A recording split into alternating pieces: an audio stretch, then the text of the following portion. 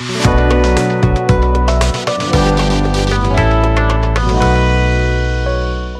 Students, पिछले lecture में हमने देखा था फंडामेंटल ऑफ ह्यूमन ज्योग्राफी का जो सेकंड चैप्टर था, जो पॉपुलेशन है, पॉपुलेशन ग्रोथ, उसके जो अदर एस्पेक्ट थे उसके बारे में हमने बात की थी। उसी कड़ी में आज हम पॉपुलेशन के जो फर्दर एस्पेक्ट्स हैं उसके बारे में बात करेंगे, जो कि आपके एनसीईआरटी का थर्ड चैप्टर है। और आइए शुरू करते हैं। और मैं आपको एक इन्फॉर्मेशन देना चाहूँगा कि आप समर्थ एग्जाम प्रेप की जो एप्लीकेशन है उसको जितना जल्दी हो सके डाउनलोड कर लीजिए, ताकि आप जो वीडियो हैं उनको कंटिन्यूएशन में प्राप्त कर सके, साथ में और सब्जेक्ट के वीडियो हैं वो भी आप वहां पे प्राप्त कर सकें। तो आज अपना टॉपिक है पॉपुलेशन कंपोजिशन। पिछले लेक्चर में मैं आपको यहाँ पे कुछ चीजें बताना चाहूंगा कि आप वीडियोज को शुरू से देखें, फर्स्ट लेक्चर से देखें, क्योंकि ये आपस में क्या है, क्यूमुलेटिव हैं। पिछले लेक्चर में जो चीजें आपने समझी हैं वो इस लेक्चर के अंदर क्या है, जुड़ेंगी। अगर आपने पिछला लेक्चर नहीं देखा है तो आपको कई जगह पे समस्याएं आएंगी।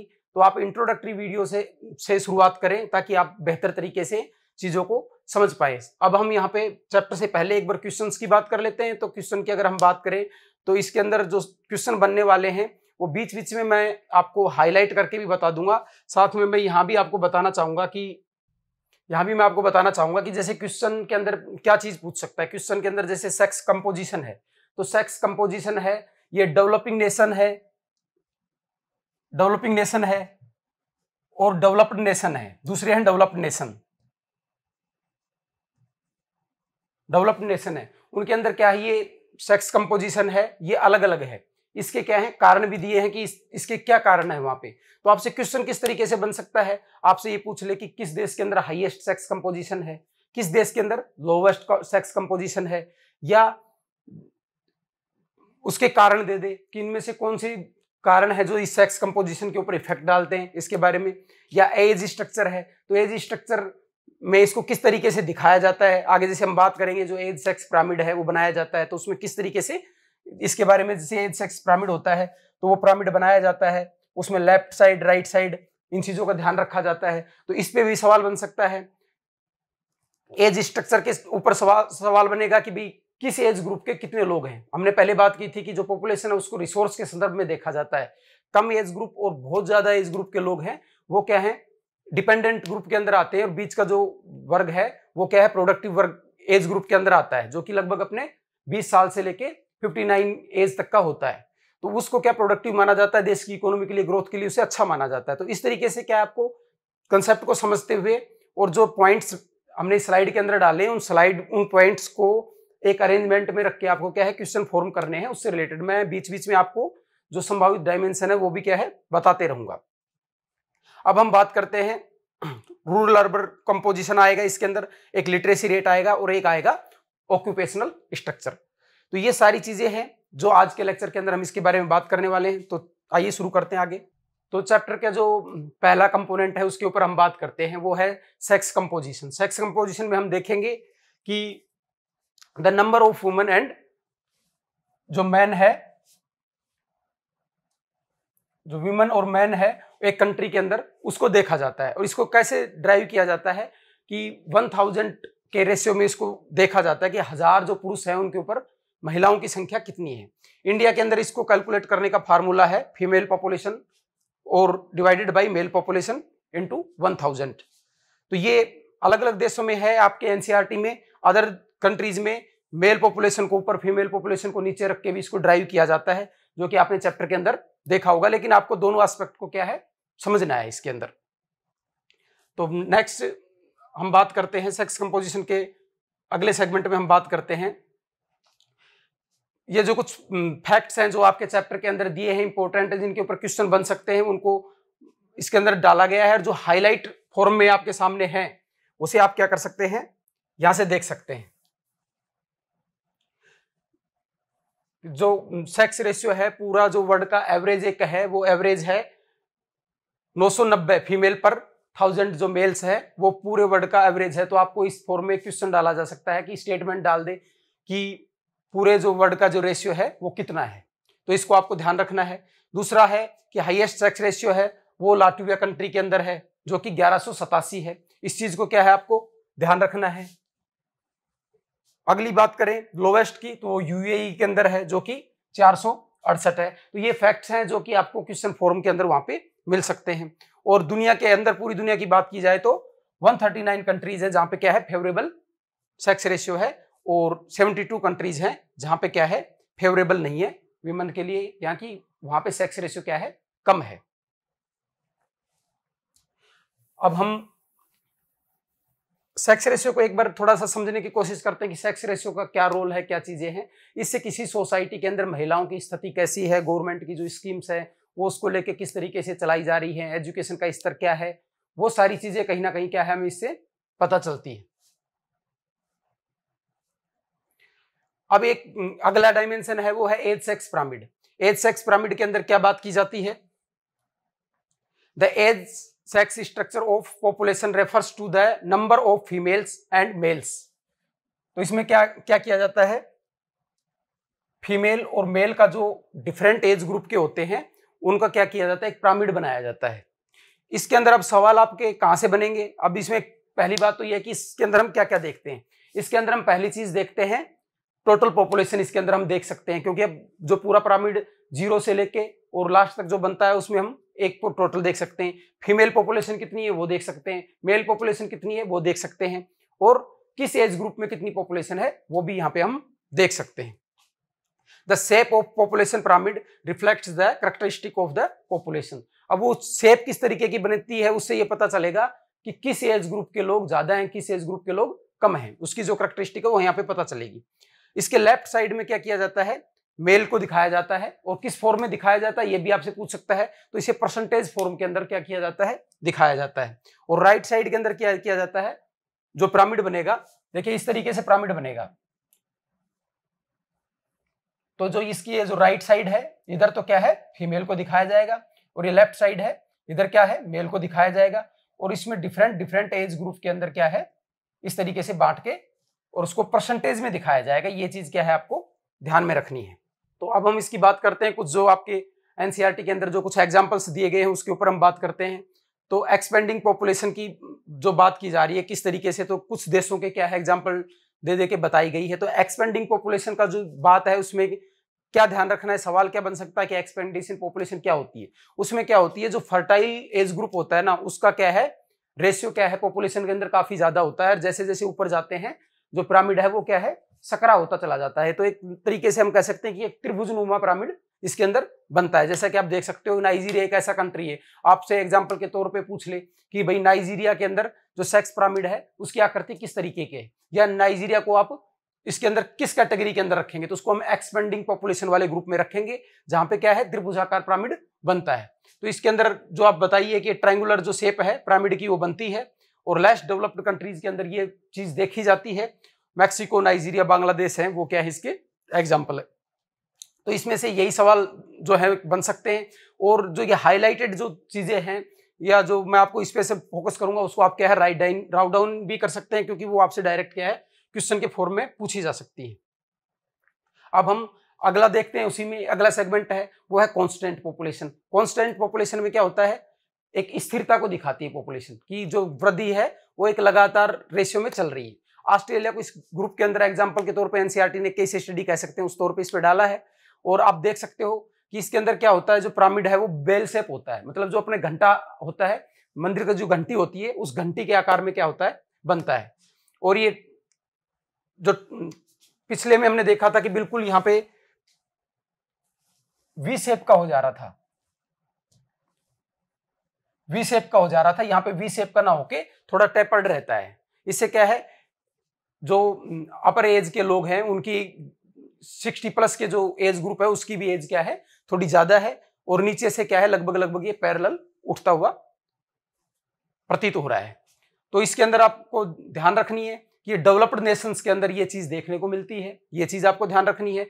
इसका जो स्ट्रक्चर है केस स्टडी में ऑस्ट्रेलिया का नाम दिया है, तो ये पूछ सकता है कि ऑस्ट्रेलिया किस ग्रुप में आएगा, तो कांस्टेंट पॉपुलेशन वाले में आएगा। कैसा बनता है, तो बेल शेप्ड बनता है, और ऊपर से कैसा होता है, टेपर्ड होता है। इसमें आपके यही सवाल बनेंगे और आपको इन एस्पेक्ट्स को क्या है क्लियर रखना है। अब हम अगला डायमेंशन देखते हैं, वो है डिक्लाइनिंग पॉपुलेशन। डिक्लाइनिंग पॉपुलेशन के अंदर क्या है कि एक टाइम के बाद पॉपुलेशन घटने लगती है। जैसे अपने ने कल जनसंख्या के जो चरण पढ़े थे, उसमें प्रथम चरण क्या था कि जनसंख्या क्या है, मृत्यु दर और जन्म दर क्या है, कमोबेश बराबर है। मृत्यु दर और जन्म दर कमोबेश बराबर हो रही थी, यानी पैदा हो रहे थे, लेकिन प्राकृतिक कारणों से वो अन्य कारणों से लोग मर भी उतने ही रहे थे। लेकिन आज जब हम देख रहे हैं इस चीज को, तो इस डायमेंशन में उसको क्या है, पिरामिड शेप के अंदर दिखाया गया है। दूसरी बात हम इसके अंदर करेंगे, दूसरा जो ग्रुप था उसके अंदर क्या है, स्टेबिलिटी वाली बात की थी, और तीसरी में क्या थी, डिक्लाइन वाली बात थी। तो अब उसी चीज को इससे रिलेट किया गया। इसलिए मैं आपको बार बार कह रहा हूं कि पिछले लेक्चर को आप जरूर देखें अगला लेक्चर देखने से पहले, ताकि आप उसको बेहतर तरीके से कनेक्ट कर पाए।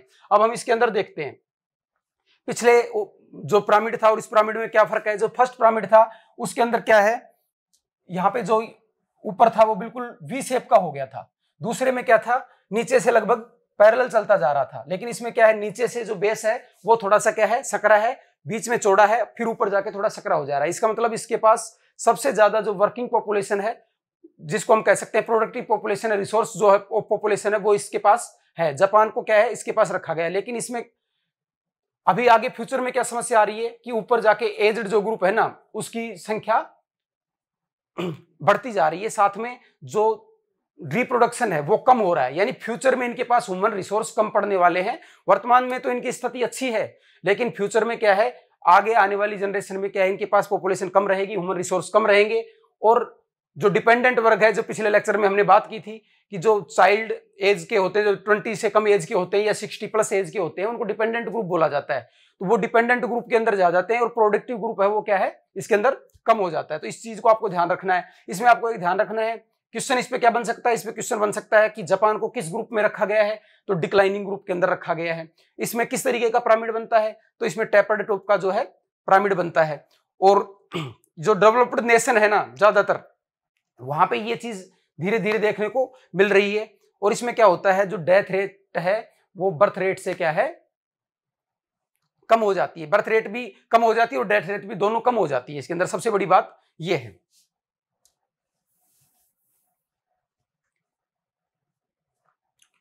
अब हम रूरल जो अर्बन सेक्स कंपोजिशन है उसके बारे में बात करते हैं। तो इसके जो इंपॉर्टेंट एस्पेक्ट हैं वो ये हैं कि जो वे डेवलप्ड कंट्रीज हैं और जो डेवलपिंग कंट्रीज हैं, बार बार आपको इस चीज को ध्यान में रखना है। जब भी आप ह्यूमन ज्योग्राफी पढ़ेंगे तो उसके अंदर टेक्नोलॉजी, एजुकेशन, इन चीजों का रोल रहता है, हमने पहले भी बात की थी। और जहां पे ये चीज आ जाएंगी तो वहां पे क्या है, सोशल जो स्ट्रक्चर है वो क्या है, थोड़ा सा बदल जाएगा, कंपोजिशन का तरीका भी क्या है, थोड़ा सा बदल जाएगा। तो अब हम रूरल सेक्स और अर्बन सेक्स कंपोजिशन की बात करें तो डेवलपिंग नेशन और डेवलप्ड नेशन में ये बिल्कुल अलग तरीके की छवि आपको दिखेगी। इस पे सवाल जो बन सकते हैं उनको स्टेटमेंट फॉर्म में पूछने की संभावना ज्यादा है। द रूरल, अब हम इस पे बात करते हैं कुछ कि the rural and urban difference in sex ratio, Canada और जो वेस्ट यूरोपियन कंट्रीज हैं like Finland are just the opposite of Africa and Asian countries. जो अफ्रीका के और एशियन जो कंट्रीज है ना, उनका क्या है, बिल्कुल उल्टा है। इसका कारण क्या है, वही डेवलपमेंट वाली बात है, क्योंकि उनकी जो डेमोग्राफी है वो डिफरेंट फेज के अंदर चल रही है। इनमें एग्जांपल दिए तो इन एग्जांपल को क्या है, वो डायरेक्ट आपसे पूछ सकता है कि फिनलैंड के अंदर जो सेक्स रेशियो है, अर्बन सेक्स रेशियो है, या नीचे अपोजिट वाले में जिम्बाब्वे का दिया है, तो इनको क्या है, आपको वो कोट करके भी पूछ सकता है। वेस्टर्न कंट्रीज में क्या है, मैं आपको बेसिक जो बात है वो बताऊं कि वेस्टर्न कंट्रीज के अंदर क्या है, जो फीमेल पॉपुलेशन है अर्बन एरिया के अंदर वो है ज्यादा है मेल पॉपुलेशन के बजाय, और गांवों के अंदर क्या है, मेल पॉपुलेशन ज्यादा है, फीमेल पॉपुलेशन कम है। जबकि डेवलपिंग कंट्रीज में क्या है, विशेष करके जैसे इंडिया के संदर्भ में देखें तो इंडिया के संदर्भ में बात ये आ जाती है कि जो फीमेल पॉपुलेशन है वो क्या है, शहरों में कम है और गाँव में ज्यादा है। उसके कारण बताए इन्होंने। देखो इस पे आपका स्टेटमेंट बेस्ड क्वेश्चन बन सकता है कि वेस्टर्न कंट्रीज में मेल जो मेंबर है वो क्या करते हैं, वो उनकी बजाय फीमेल है ना, वो ज्यादा क्या करती है, माइग्रेशन करती है शहर में, किसके लिए, अपॉर्चुनिटी के लिए, चीजों के लिए। दूसरी बात, यूएसए, कनाडा और यूरोप में वो क्या, जो रूरल एरियाज हैं वो क्या है, जॉब अपॉर्चुनिटी प्रोवाइड करवाते हैं। तो पुरुषों को क्या इतना ज्यादा वो नहीं करना पड़ता, माइग्रेशन नहीं करना पड़ता, यानी जो पुश फैक्टर है ना वो इतना ज्यादा नहीं है कि मजबूरी में जाना पड़े, उनके लिए वहां पे अवेलेबिलिटी ऑफ रिसोर्सेज और थिंग्स वहां पे है। और तीसरी चीज है जो आपको ध्यान रखनी है कि जो फार्मिंग है डेवलप्ड नेशन में वो क्या है, हाईली मैकेनाइज्ड है, और उसको मेनली कौन करता है, मेल ही करता है। ये बहुत बड़ा कारण है कि वहां पे क्या है, गांव में सेक्स रेशियो है ना वो डेवलपिंग नेशन है उनके तुलना में क्या है, डिफरेंट है। अब हम डेवलपिंग नेशन की बात करें, डेवलपिंग नेशन में देखेंगे कि जो कॉन्ट्रास्ट है ये क्या है, बिल्कुल थोड़ा अलग सा दिखता है। Asian urban areas remains male dominated due to the predominance of male migration, क्योंकि मेल जो जॉब अपॉर्चुनिटी जो सिटीज प्रोवाइड करवाती हैं डेवलपिंग कंट्रीज के अंदर वो मेल बेस्ड हैं।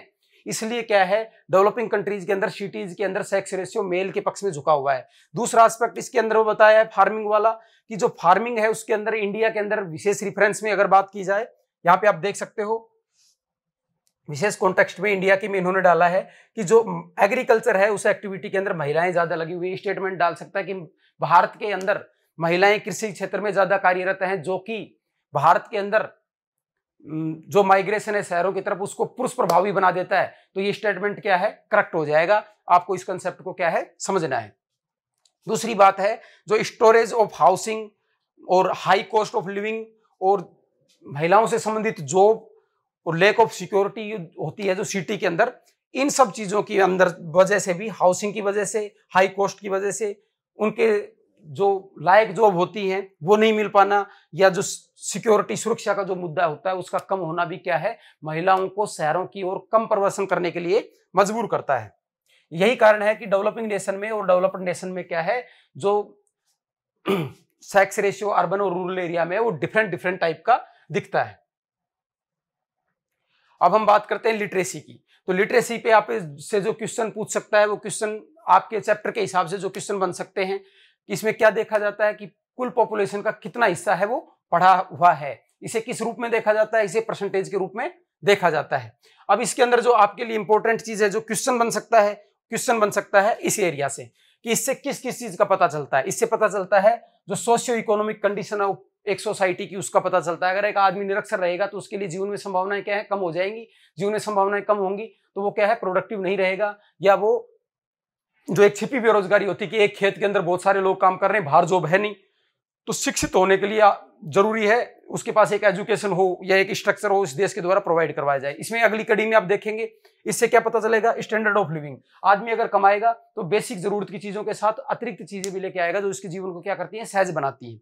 अगली चीज अपन देखते हैं कि सोशल स्टेटस ऑफ फीमेल भी इससे क्या पता चलता है। सेक्स रेशियो में हमने बात की है कि बेटी बचाओ बेटी पढ़ाओ वाली जो योजना है वो किस बात पे बल देती है कि एक तो लड़कियों को पढ़ाओ ताकि वो प्रोडक्टिव बन सकें, जॉब फैसिलिटी वो आपके ऊपर भार नहीं बने, दूसरा उनको बचाओ। तो ये कहीं ना कहीं सोसाइटी के एक जो डायमेंशन है, इसकी सोच है, उसको भी लिटरेसी क्या है, दिखाती है। अवेलेबिलिटी ऑफ एजुकेशन फैसिलिटीज, एक बड़ा एस्पेक्ट ये भी है कि टोटल अगर उसकी बात की जाए किसकी, लिटरेसी की, तो आप एक एस्पेक्ट ये भी देख सकते हैं कि अगर स्कूल नहीं होगी या एक इंफ्रास्ट्रक्चर नहीं होगा, अच्छे शिक्षक नहीं होंगे, तो ऑटोमेटिक क्या हो जाएगा, लिटरेसी रेट है वो धीरे धीरे गिर जाएगी। जैसा कि हम देख सकते हैं आजादी के समय हमारी लिटरेसी रेट काफी कम थी, लेकिन धीरे धीरे जैसे हमने इंफ्रास्ट्रक्चर बनाया है तो हमारे यहाँ पे क्या चीजें बेहतर हो गई हैं। तो ये एस्पेक्ट इसका पता चलता है। तीसरा, गवर्नमेंट की पॉलिसी इस रिगार्ड में किस तरीके की है, ये बात आपको पता चलती है। ये चारों स्टेटमेंट डाल देगा कि लिटरेसी रेट से किसी एरिया में कितनी लिटरेसी है, उससे किस चीजों का पता चलता है। तो ये चार स्टेटमेंट दे देगा, इनमें से कौन ठीक है कौन ठीक नहीं है, इस तरीके से आपसे क्वेश्चन बना सकता है। तो आप इसको बिल्कुल क्लियरिटी के साथ यहाँ पे समझ लें। अब अगला अपनी बात आती है ऑक्यूपेशनल स्ट्रक्चर की। ऑक्यूपेशनल अगर स्ट्रक्चर की बात की जाए तो इसके अंदर the working population of women और मैन है वो इसके अंदर आती है कि कितने लोग हैं वो क्या है, काम करते हैं। और एज ग्रुप इसका कितना है, 15 से 59 तक का है, उसको क्या किया जाता है, वर्किंग ग्रुप माना जाता है। जैसे कि मैं गलती से आपको क्या बता रहा था, 20+, लगभग 20+, लेकिन आपको क्लियरिटी से क्या याद रखना है, 15 से 59। क्यों? क्योंकि आपके एनसीईआरटी के चैप्टर में दिया है, क्वेश्चन में अगर चीज आएगा तो इसी को क्या है, बेस बनाया जाएगा। ऑक्यूपेशंस, अब इसमें यह देखा जाता है कि किस पैसे के अंदर लगे हुए हैं। अपने पहले लेक्चर में बात की थी, याद करो, हमने क्या बात की थी कि ऑक्यूपेशन अलग अलग तरीके हैं, एग्रीकल्चर उद्योग है, उनको किस तरीके से बांटा था, primary sector, secondary sector, tertiary sector.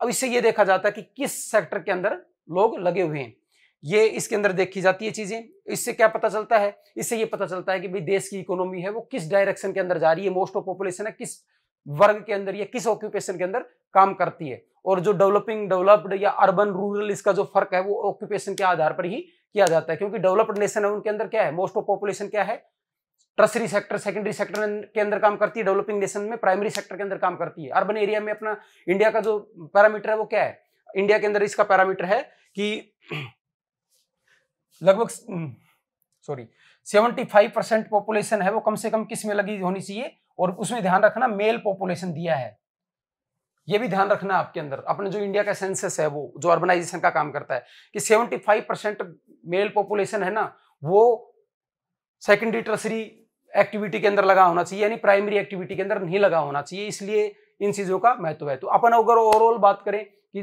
Sex ratio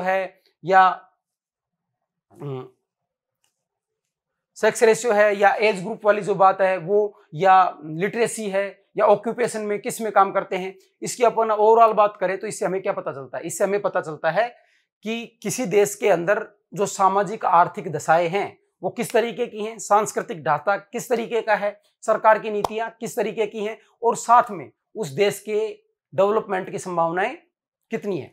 तो मैं आपको, ये अपना चैप्टर था, इसमें जो संभावित डायमेंशन थे वो मैंने आपको बताए, और आप इस चैप्टर को दोबारा पढ़िए और इसी तरीके से क्या है अंडरलाइनिंग कीजिए चीजों की और अपनी तरफ से क्वेश्चन बनाइए। हमने पहले बात की थी, हमारा काम आपको पढ़ाने के साथ ये समझाना भी है कि किस तरीके से आपको क्वेश्चन निकालने, किस तरीके से चीजें बाहर निकालनी है।